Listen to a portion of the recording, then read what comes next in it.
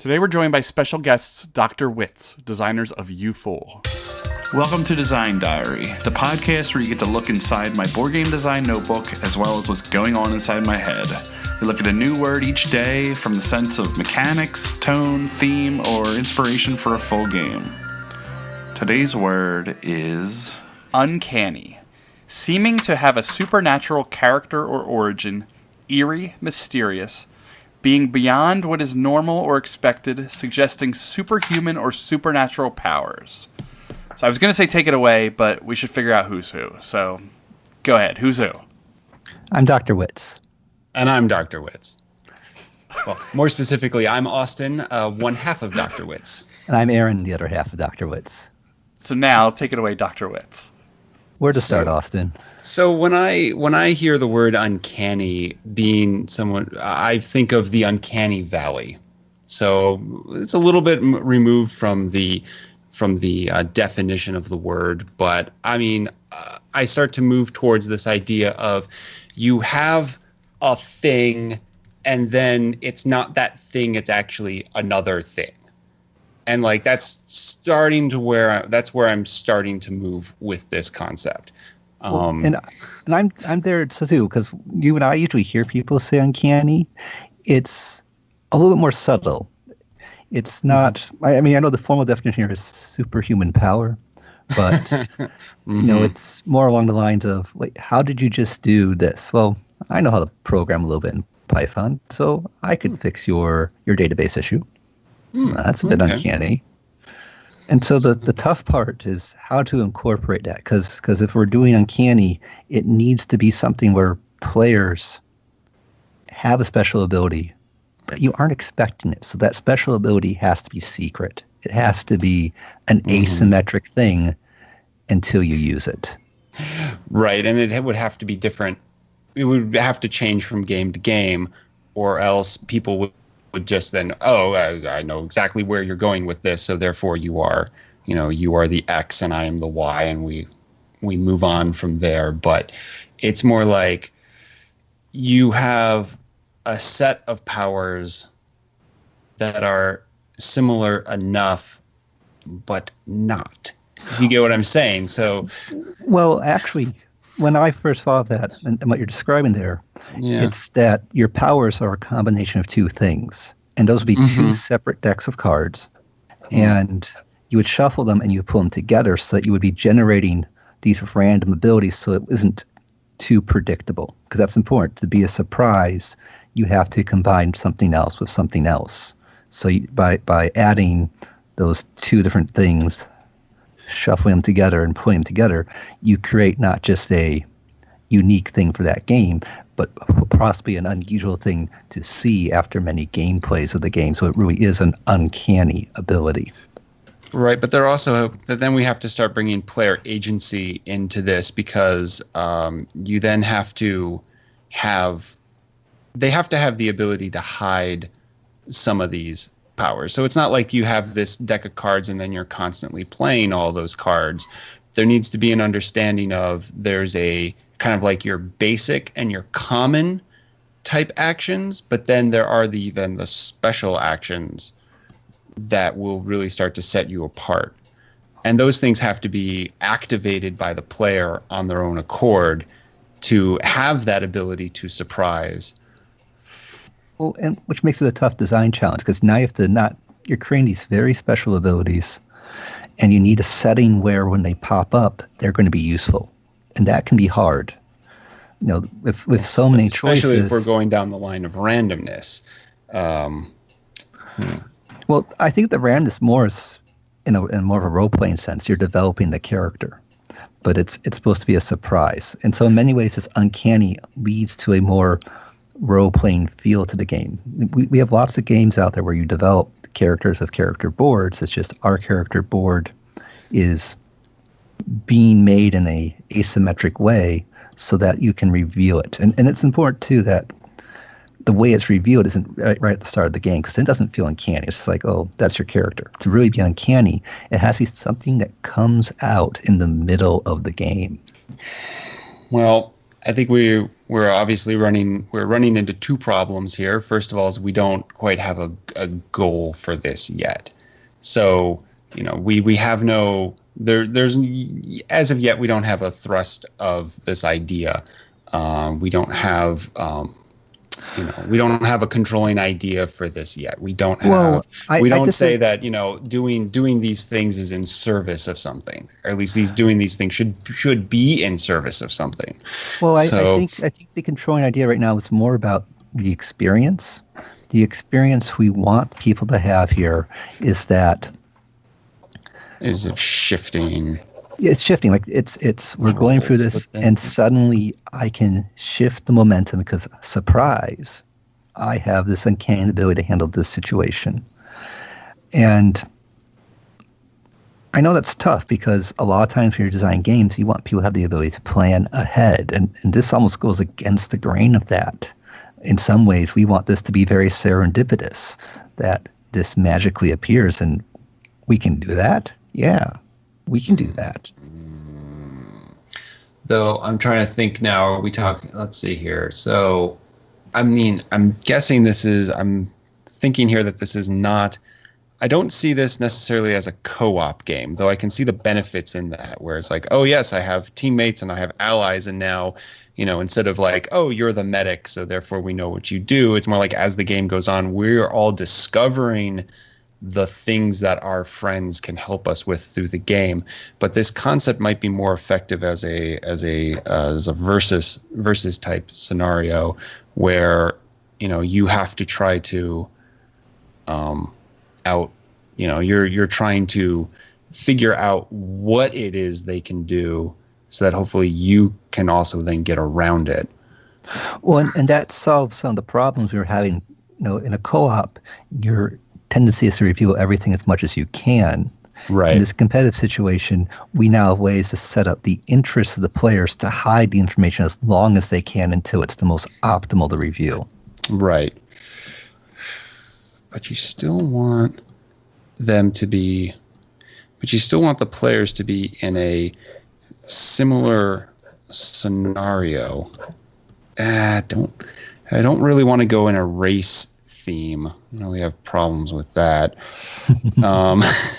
It's hard to do a race game, by the way. It's hard to make a compelling race game. So what are the problems you've seen with race games? I know you guys have a racing game, but what are the problems you've seen? Well, I mean, you don't actually think of our racing game as a racing game. Yeah, it's not a racing game. Well, it's a racing theme, that's right? One. So. Yes. It's a racing theme, but like when you actually have a race game, it's hard to say, oh well, once player A gets ahead, what are the mechanics that are going to keep them from staying ahead and ultimately winning? How do you have people catch up from behind? How do you keep players engaged at every point along the way? If it's too complex and dependent on other players, a specific player has nothing to think about when it's not their turn because too much stuff can happen along the way. If it's too simple, then, well, everyone will get bored of it soon enough. Yeah, my big complaint about a race game is your path is A to B, and I like multiple paths to, there are probably multiple ways to win a game, but it's so, the path is set for you that, to me, that's less interesting. Well, and that's why when you mention our race game, which is Bookies and Betters is really an information game. There's a race taking place, but we really don't care about who wins the race. You care about figuring out first the knowledge of who wins the race. And so that gives that dynamic you're looking for instead of just being about who gets to A to B. It's about who can figure things out first as a knowledge game. And this uncanny ability thing lends more to something about knowledge. We want there to be this challenge of information and a way and a way for players to take advantage of the information they have. But if they can figure out what their opponent may also have, then a player can maybe preempt what their opponent can do. But if they guess wrong, then this sounds like a spy game to me. This sounds like you. It's, Well, you know, some sort of some, political some espionage game, sort of contract negotiation. So I don't know if people want to have a union contract negotiation game as their game. I did. Yeah, role played one of those in middle school. Yeah. Well, we found played it one real interesting. life. We played one real life once too. Yes, we did. But So here's a question. I know you. as much keep- This is the first time. This is interesting for me because it's the first time I've ever had two other people on at once. So conversation is happening and I am listening as opposed to being a part of that, which is the first time that's ever happened. But you guys are a design team and you're not in the same location. So where are you guys at? Well, I'm in Washington D.C. And I'm in Bethany, West Virginia.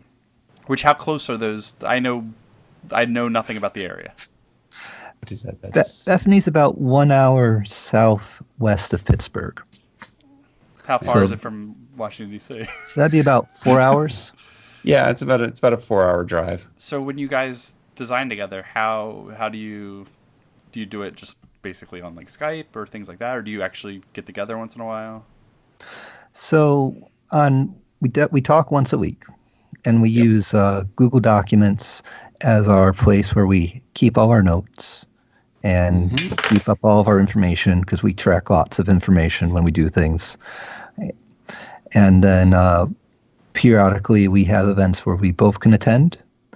Usually it's Unpub 8 is going to be taking place as this is coming out, and usually we're both there at the same time. This year it's going to be Austin will be there Thursday, and I'll be there Friday, Saturday, Sunday. Yes, I will be in Texas the rest of the week for work. Fun. Non-pub. But yeah, we rely on our talking and our notes. I mean, we take a lot of notes, and we write rule books early as a way to see if we're thinking the same way or not. Do you write them? Do you have you designed separately from each other, or exclusively together? Or am I going to get something some gossip here? I've designed something. I mean, I've designed some things, or at least I will work on a parallel or solo track for myself. It's usually not as good as when you're working with another person, but you know, when as far as Dr. Wictz, you know, there's that. Not only is it a collaboration, but I'm actually really proud to say that it is also it is a brand. I mean, there is a Dr. Wictz style of game, and I really want to, you know, and it's really important that remains true. I mean, yeah, that's really neat. How many games have you guys designed together?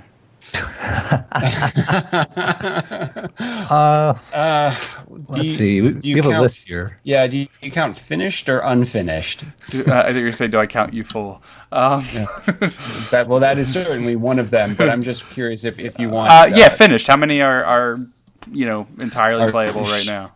So we have a status called Shelf Ready, and that's a game where it's at the point where we've gone as far as we can, and for it to get any better, we need most likely a publisher feedback. Yeah, of course. And we have two of those, and then in terms of what I consider late design finish in the game and beta, I'd say we have about Cattle Car, Bookies and Betters, Overtime, New Jersey Syndicate, roughly 4 more games. Nice. And then of course there's the published game that we got published. You published Fool. Games. Don't forget Funky Town. Oh, and we can't forget Funky Town as well. You Fool never and forget Funky Town. And then of course there is a list as long as your arm of concepts that are just kind of sitting there. Nice. That as soon as one of these other games kind of get to a finished state, will be pulled up, will be drafted into now we're actively working on this. 45. I just counted. Oh my god!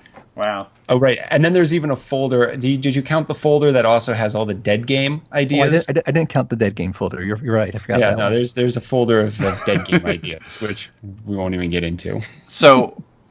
We'll have to wrap up, but I wanted to share just a quick concept about dead game ideas that I've shared on the Design Diary Board Game Geek thing. And if nobody's read that, then this is news to them. But I have this concept where I want to make a website where people post their dead game ideas and other people can take them and run with them. And it's sort of just an act of liberation to where some people just hold on to things forever. And once you're free of it, because some people like to develop and pick up, they don't have the initial spark, and they'll take your initial spark, run with it, give you credit if something ever happens. But I feel like it could be freeing to some people. It can just be throwing junk away to other people. I don't know. It's something I've been working on in my head, and it hasn't gone anywhere yet. That's not a terrible idea. Now, if you can just get people who already have games to actually come out and play test their games more, as opposed to just holding on to it, saying, I can't let anyone else see this until it's published. Yeah, that's definitely that would part be good of it. too. It's and most of those people end up self-publishing it, and then still nobody's played it. So there's a whole big mess of issues going on. So tell everyone where they can get in touch with you guys. So you can find us on Twitter at DRWICTZ. We also have a website, dr.wictz.com. And those are the two best ways to either reach us or see what we're doing, whether you want to know what games we're working on or listen to some of our own podcasts or blog write-ups. We have a number of things that we do. We particularly have what we like to call a lecture series where we focus on a particular idea topic across multiple posts for a discussion. Awesome. Well, thank you, and we'll be back again tomorrow with another episode. Thank you. Thank you.